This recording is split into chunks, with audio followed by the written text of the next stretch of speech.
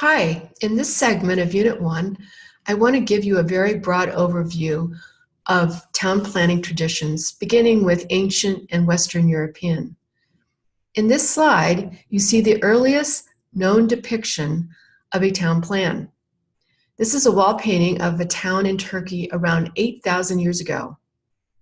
What I see is a fairly regular pattern of streets and plots of land with buildings configured within each plot.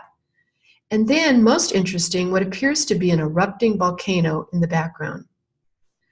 This points out that there was a real consciousness of the pattern of development, but within the context of nature.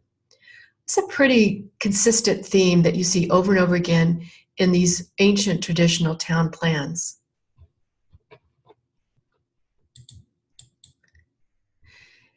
If you look at the maps of ancient cities, you will see order in the layout and pattern of development.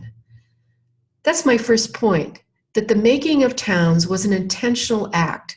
And secondly, it reflected the values of the culture. What influenced patterns of planning were for defense, climate, and institutions. Where the churches were, where the ruler's castle was located. If you look closely at this slide, you will see the defensive walls that dictated the boundary of the town, or what we would call today an urban growth boundary.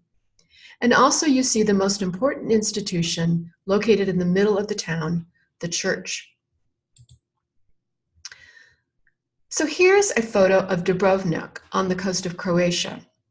After a devastating earthquake in the Middle Ages, the city was built with strict control on height and uses of buildings. This is the Plaka, the market street, and you can see there's a regularity of window placements and their size and the materials that are used. The city also dictated that the ground floor be used for commerce and the upper stories for living. So here in this medieval city were both design controls as well as zoning, just like in contemporary cities today. The third point I want to make is how lasting these early forms of town planning are.